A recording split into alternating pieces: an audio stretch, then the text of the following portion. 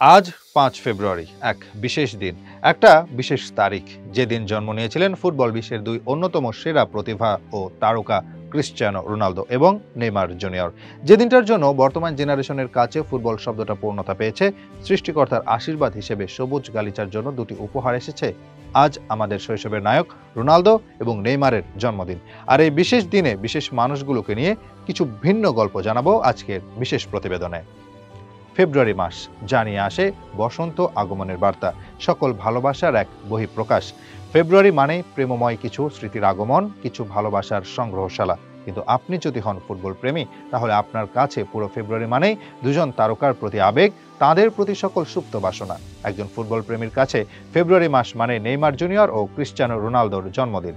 শৈশবের নায়কদের আগমনী বার্তা, যাদের পায়ের শিল্পকর্ম হার মানায় প্রেমিকার মুখের হাসিকে, যাদের শৈল্পিক জাদুকর্ম হার মানাতে বাধ্য করে রমণীর সৌন্দর্যকে। তাই তো ফেব্রুয়ারি মানেই আমরা বুঝি এই দুই তারকার আবির্ভাবকে। নেইমার ৪ অক্ষরের একটা শব্দ হলেও যার সাথে মিশে আছে গোটা একটা প্রজন্মের আবেগ, জড়িয়ে আছে শত আক্ষেপ। আজকের নেইমারের হওয়ার আগে ও পরে অনেক গল্প থাকলেও একটা ঘটনা আমরা অনেকেই জানি না। ইনজুরি আর এই নামটা অবিচ্ছেদ্য অংশ। ক্যারিয়ার জুড়ে একজন ফুটবলারের সবচেয়ে বড় সম্পদ হয় তার এক জোড়া পা, কিন্তু নেইমারের জন্য সেটা হয়েছে পুরোপুরি ভিন্ন। তার সবচেয়ে বড় শত্রুটাই ছিল এই ইনজুরিতে জর্জরিত দুটি অঙ্গ। তবে খেলার মাঠের শত ইনজুরি থাকলেও একবার এর চেয়েও ভয়াবহ ঘটনা ঘটেছিল তার সঙ্গে। মাত্র ৬ মাস বয়সে সেদিনকার সেই ঘটনাটি যদি সত্য হতো, তাহলে হয়তো আজকের এই মানুষটাকে আমরা দেখতেই পারতাম না। জন্মের মাত্র অর্ধ বছর পরে নেইমারকে নিয়ে এক ভয়াবহ দুর্ঘটনার শিকার হয় তার পিতামাতা। সেদিন সন্তানকে সাথে নিয়ে মৃত্যুকে খুব কাছে থেকে উপলব্ধি করেছিল তার বাবা মা। বিশেষ করে সেদিন তার মা নাদিনে ভেবেছিলেন সন্তানকে চিরজীবনের জন্য হারাতে যাচ্ছেন তারা। কিন্তু সৃষ্টিকর্তার আশীর্বাদে সেই যাত্রায় বেঁচে ফিরেন তারা তিনজন।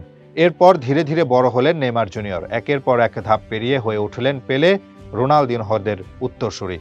নেইমারের শৈশব কেটেছে সব থেকেও কিছুই নেই অবস্থায়। যে এলাকায় তার পরিবার বাস করত, সেখানে দিনে দুপুরে মাদক কারবার চলত। পুরো এলাকা ছিল অপরাধীদের স্বর্গরাজ্য। জীবনের শুরুর পৃষ্ঠাতেই শত চ্যালেঞ্জ উপেক্ষা করে আজকের নেইমারে পরিণত হয়েছেন তিনি।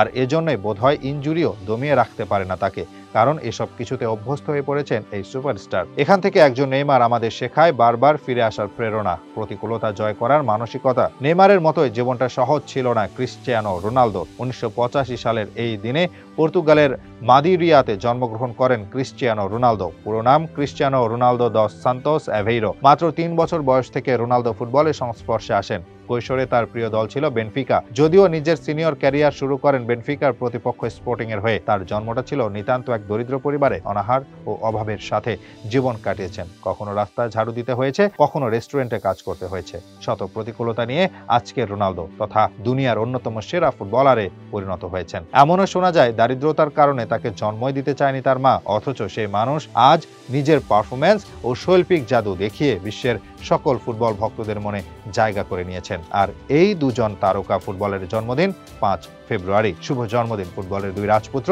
তোমরা এসেছো বলেই আমাদের শৈশবটা রঙিন হয়েছে, ফুটবলের প্রেমে পড়েছি। আগামী দিনের জন্য দুজনকেই শুভকামনা।